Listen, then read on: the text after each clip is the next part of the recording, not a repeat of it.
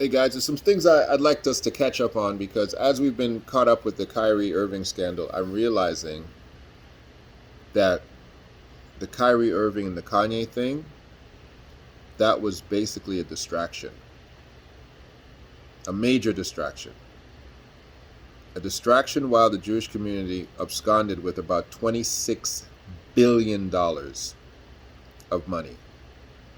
While we were looking at Kanye, while the world was focusing on Kyrie, there's a guy by the name of Sam Bankman-Fried. Have you heard about this dude? Most of you have. This thing is incredible.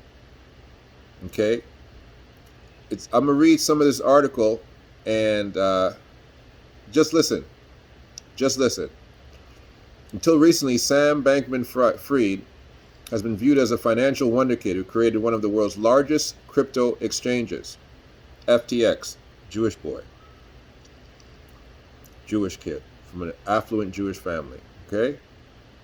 He's about 30 years old. While amassing a multi-billionaire fortune, he used to establish himself as a major player in politics and philanthropy. Okay?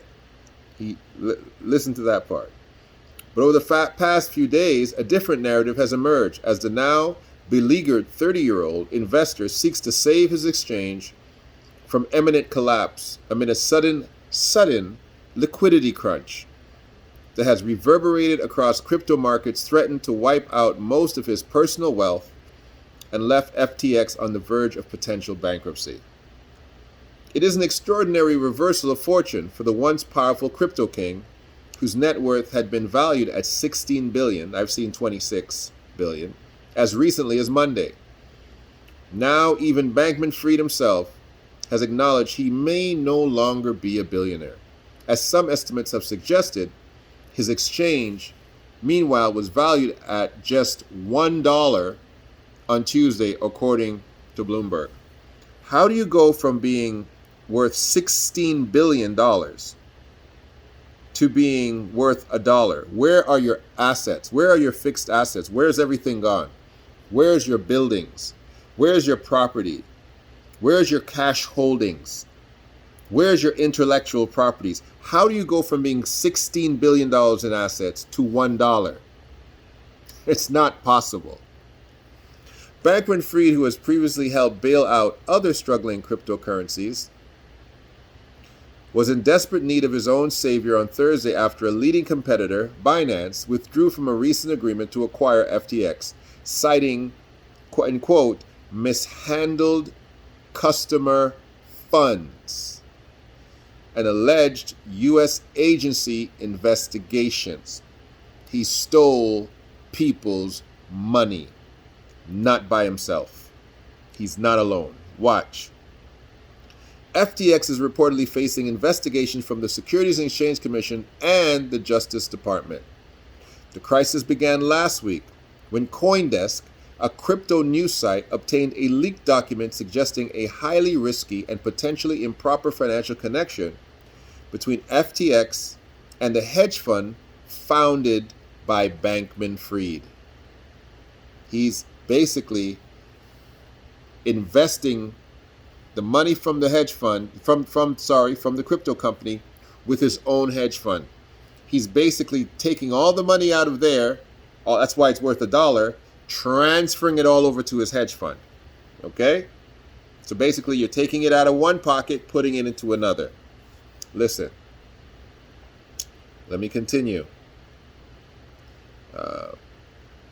This company is called Alameda Research. The document revealed that a substantial amount of Alameda's assets were made up of a digital token, FTT, created by FTX itself.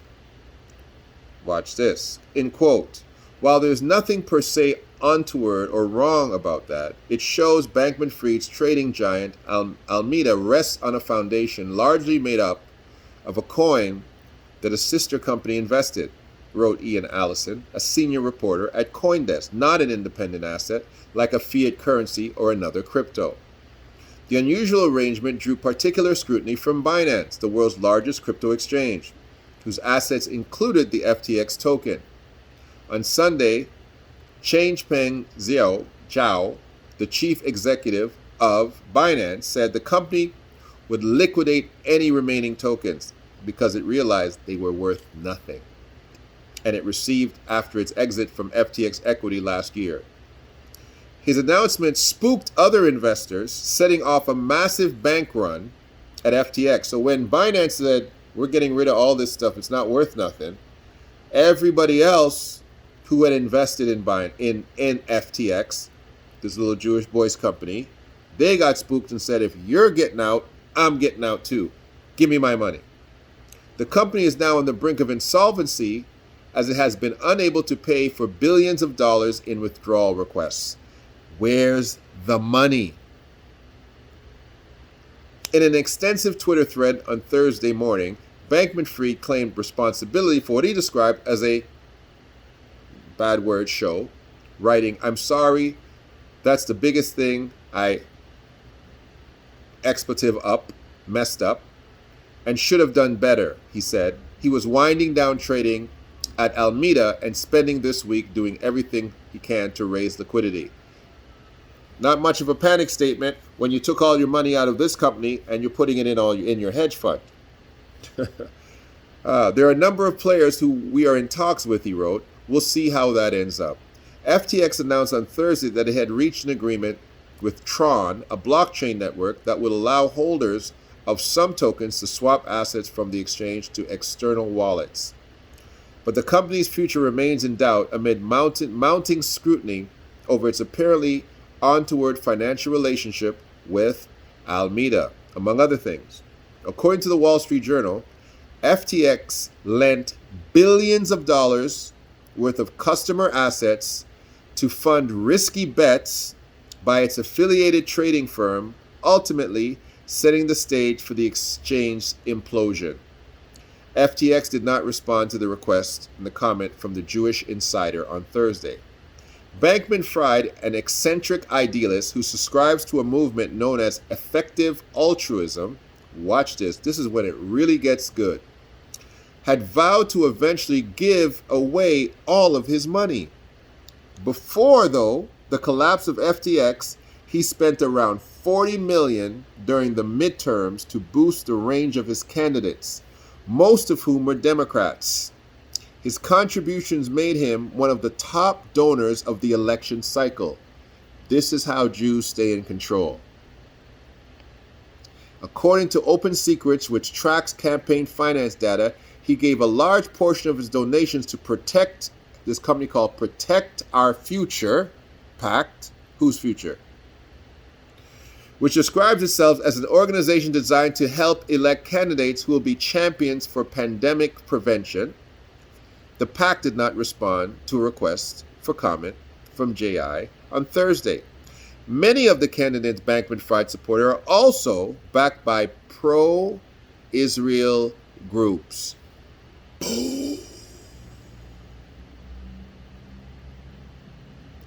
Such as Democratic Majority of Israel and United Democracy Project, a super PAC affiliated with APAC.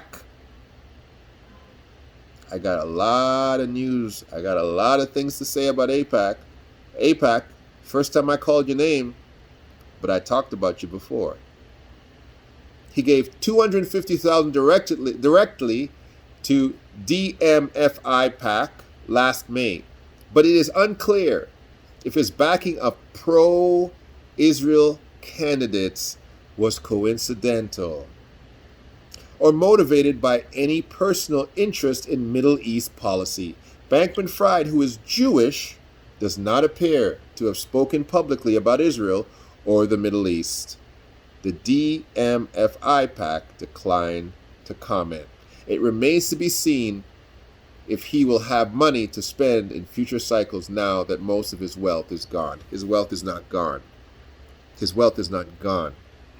His company is gone. They did what they had to do. And listen, everybody knows that crypto is essentially magic money, right? And the concept is you've got $16 billion of a very unstable commodity that can basically disappear overnight. It can basically just disappear overnight, and you can keep all the money. This guy made all his deals, paid off everybody he had to pay off, and now, in the midst of the Kyrie Irving, the Kanye West scandal, nobody, the mainstream media, talked about this. But this is what I was hearing.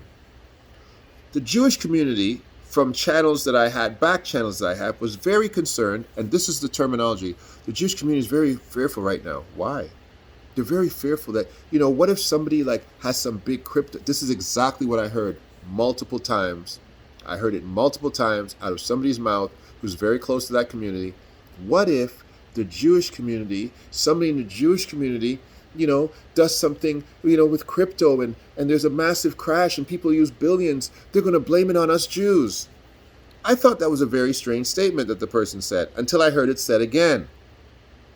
And then when I heard it said for the third time, I said, you know what, wait. I keep hearing you say this. This is happening. I know this. I know this is probably happening. This is what's going on right now. This is happening. And I'm breaking the doggone story.